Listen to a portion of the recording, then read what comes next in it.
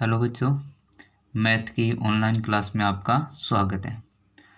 आज का हमारा टॉपिक है संख्या पद्धति। ये एक ऐसा टॉपिक है जिसे हर कक्षा के लिए महत्वपूर्ण माना जाता है, क्योंकि जो मैथ है वह इसी संख्या के ऊपर आधारित है। इसलिए हमें इसकी जानकारी होनी चाहिए। इसलिए देखिए, आज हम संख्या पद्धति को पढ़ते हैं। पहला जो संख्या का प्रकार है वो है प्राकृत संख्या, यानी वह संख्या जो एक से प्रारंभ होकर अनंत तक जाती है उसे प्राकृत संख्या कहते हैं। जैसे 1 है, 2 है, 3 है, 4 है, इस प्रकार चलती रहती है 10, 20, हजार, लाख, अरब, खरब जो भी है, यानी अनंत तक, क्योंकि संख्या का कोई अंत नहीं होता। आगे देखिए, इसी का दूसरा जो प्रकार है संख्या का वो है पूर्ण संख्या। यहाँ थोड़ी ध्यान देनी, यहाँ पे लिखा गया है प्राकृत संख्या में शून्य सम्मिलित कर दिया जाए तो वह पूर्ण संख्या बने जाती है, तो वह पूर्ण संख्या बन जाती है। देखिए, जहाँ ऊपर प्राकृत संख्या 1, 2, 3, 4 शुरुआत की थी, वहीं पे हम यदि इसमें शून्य सम्मिलित कर दें तो यह प्राकृत संख्या है वो पूर्ण संख्या बने जाती है। और इसको लिखेंगे तो 0, 1, 2, 3, 4 से अनंत तक लिखेंगे। ठीक है। अब आगे ध्यान दीजिए, आगे हमारे पास यहाँ एक नोट यानी विशेष बात निकल के आई है इन दोनों संख्याओं में से। यहाँ पे देखिए कि सभी प्राकृत संख्या, जो ये जितनी भी प्राकृत संख्याएं हैं, 1 है, 2 है, 3, 4 या अदर आगे अनंत तक, वो सभी की सभी हैं वो पूर्ण संख्या में, ये देखिए पूर्ण संख्या में है। लेकिन पूर्ण संख्या का जो 0 है वो प्राकृत संख्या में नहीं है। इसका मतलब ये हुआ कि सभी प्राकृत संख्याएं हैं वो पूर्ण संख्याएं कहला सकती हैं, लेकिन इसका विलोम यानी सभी पूर्ण संख्या को प्राकृत संख्या नहीं कह सकते। इसका जो तीसरा रूप है वो है हमारा पूर्णांक संख्या। ये पूर्णांक संख्या देखिए, आपने पढ़ा होगा कि हम जब पढ़ते हैं तो हमारी किसी भी सवाल के अंदर संख्या प्लस या माइनस की भी प्राप्त होती है। तो इस प्रकार जो संख्या प्लस की है और माइनस की है, उन सभी को सम्मिलित रूप से पूर्णांक संख्या कहते हैं। इसकी जो परिभाषा होगी वो होगी शून्य से धनात्मक अनंत तक व शून्य से ऋणात्मक अनंत तक की संख्या को क्या कहते हैं?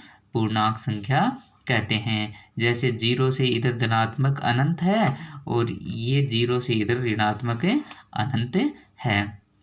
इसे हम जो हमारी जो प्राकृत संख्या या पूर्ण संख्या है उसको यदि हम धनात्मक या ऋणात्मक में लिखते हैं तो वो संख्याएं पूर्णांक संख्याएं कहलाती हैं।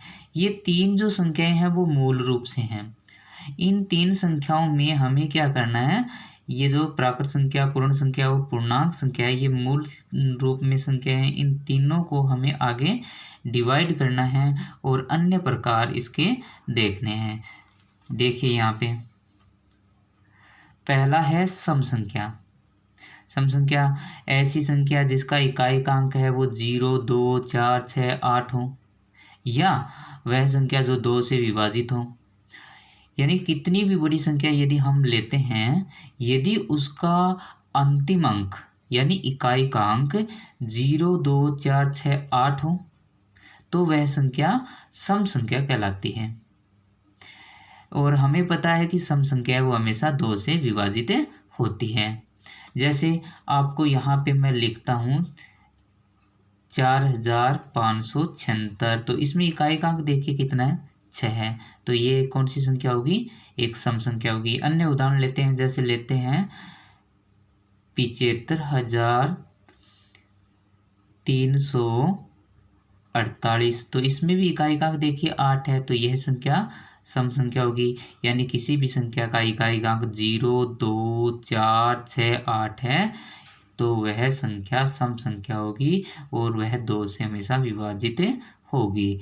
तो यहाँ पे हमें 2 से भाज्य का नियम भी प्राप्त हो रहा है कि किसी भी संख्या का इकाइकांक यदि 0, 2, 4, 6, 8 है तो वह 2 से विभाजित होगी। आगे विषम संख्या। जो सम संख्या हैं उन्हें छोड़ दिया जाए तो वो विषम संख्या कहलाएंगी। और विषम संख्या में देखिए इकाई का अंक 1, 3, 5, 7, 9 होगा और वो 2 से विभाजित नहीं होगी। यानी कोई भी संख्या यदि 2 से विभाजित होती है तो वो सम संख्या कहलाती है, यदि विभाजित नहीं होती तो वह विषम संख्या कहलाती है। आगे देखिए भाज्य संख्या।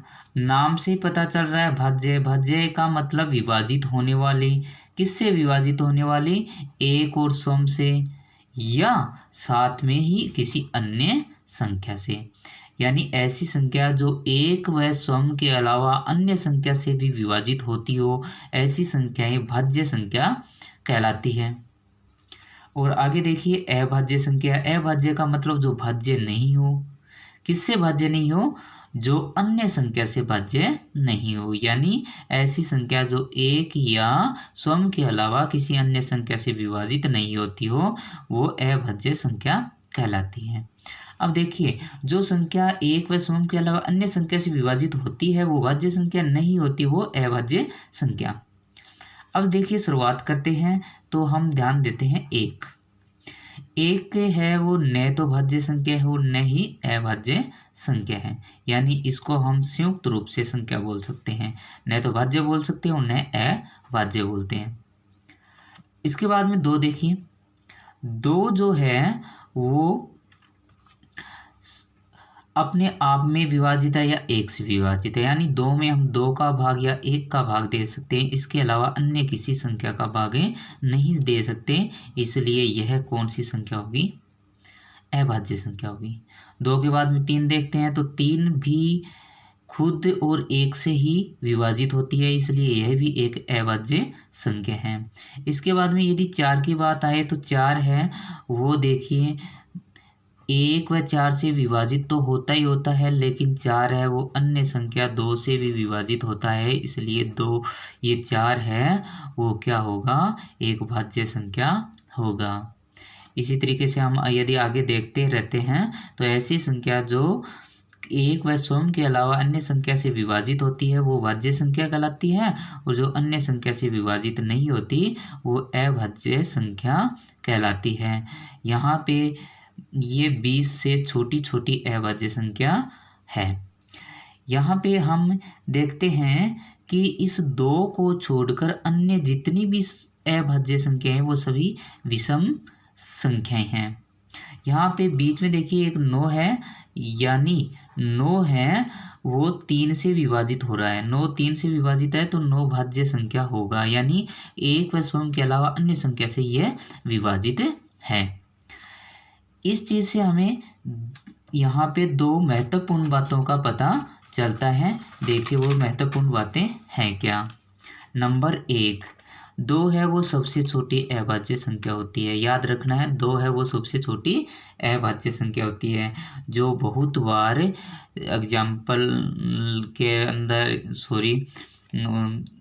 एग्जाम के अंदर पूछा जाता है। इसी प्रकार यहाँ देखिए 2 है वो सब में अभाज्य संख्या। मैंने बताया था कि 2 को छोड़कर बाकी सभी अभाज्य संख्याएं विषम होती है, लेकिन 2 है वो एक सम अभाज्य संख्या है। यही बात भी आपको याद रखना है। आगे हमारा है सह अभाज्य संख्या। देखिए 2 या 2 से अधिक, यानी या तो 2 संख्या या 2 से अधिक संख्या जिनका उभयनिष्ठ गुणनखंड यानी उसका महत्तम समावर्त्य HCF 1 है तो वह संख्या सह अभाज्य संख्या कहलाती है। यहाँ अभाज्य नाम से आप ऐसा मत कर लेना कि हमें अभाज्य संख्या ही लेनी है। नहीं, हमें ऐसी संख्या लेनी है जिसका HCF 1 हो, यानी उभयनिष्ठ गुणनखंड 1 हो। जैसे आप यहाँ पे 2 5 ले सकते हो, 3 7 9 ले सकते हो, क्योंकि 3 7 और 9 का यदि हम में से निकालते हैं तो 1 होगा। यानी 2 या 2 से अधिक संख्याएं जिनका उभयनिष्ठ गुणनखंड 1 ही हो, वह संख्या क्या कहलाती है? सह-अभाज्य संख्या कहलाती है। इसमें ज़रूरी नहीं है कि वो संख्याएं अभाज्य संख्या हो, वह कौन सी भी संख्या हो सकती है। अब देखिए महत्वपूर्ण जो संख्याएं हैं वो ध्यान देने की है, वो है परिमेय संख्या, जो हमारे छठी, सातवीं, आठवीं, नौवीं, 10वीं से आगे इनमें तो ये काम आती है, इसके आगे भी ये बहुत जगह काम में आती है। और ये है जो कंपटीशन एग्जाम है उसमें भी काफ़ी बार इनसे क्वेश्चन बनते हैं। तो आप यहाँ देखिए कि परिमेय संख्या ऐसी संख्या जिसे p बटा q के रूप में लिखा जा सकता हो जहाँ p व q क्या हो? पूर्णांक हो। यानी ऐसी कोई संख्या जिसे p बटा q यानी अंश बटा हर, किसमें? अंश बटा हर यानी भिन्न के रूप में लिख सकते हैं। किसके रूप में लिख सकते हैं? भिन्न के रूप में लिख सकते हैं। वह संख्या क्या कहलाती है? परिमेय संख्या कहलाती है। जैसे 7/10 -3/5, या आप 2 को भी क्या बताएंगे? परिमेय संख्या। क्यों? इसके नीचे हम 1 लिख सकते हैं ताकि यह p बटा q के रूप में बने। तो यह संख्या परिमेय संख्या, यानी ऊपर जितनी भी संख्याएं हमने पढ़ी हैं वो सभी की सभी संख्याएं परिमेय संख्या के अंतर्गत आती हैं, चाहे वो सम संख्या हो, चाहे विषम हो, चाहे भाज्य हो, चाहे अभाज्य हो। यहाँ देखिए आगे अपरिमेय संख्या, जो परिमेय नहीं है वो अपरिमेय है, यानी ऐसी संख्या जो p बटा q के रूप में नहीं लिखी जा सकती वो अपरिमेय संख्या कहलाती है।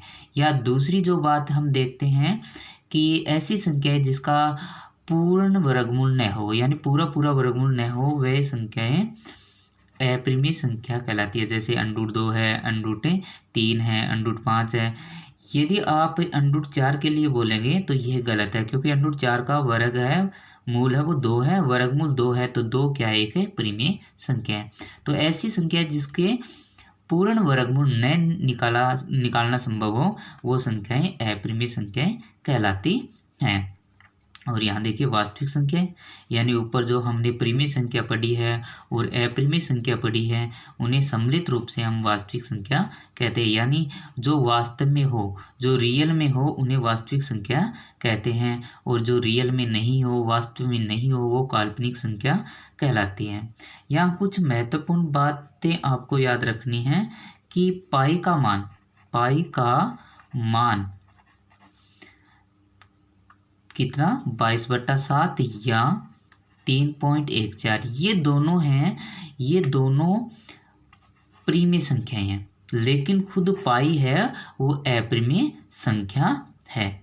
तो यहाँ पे ये आपको ध्यान रखना है, इसके बारे में काफ़ी बार पूछा गया है कि पाई है वो कैसी संख्या होती है। तो पाई है वो अपरिमेय संख्या होती है, जबकि पाई का मान है 22/7 या 3.14, वो परिमेय संख्या होता है। तो इस प्रकार हमने देखा कि हमारी जो संख्या पद्धति है उसमें संख्याएं कितने प्रकार की होती हैं, कौन कौन सी संख्या को हम किस प्रकार लिख सकते हैं।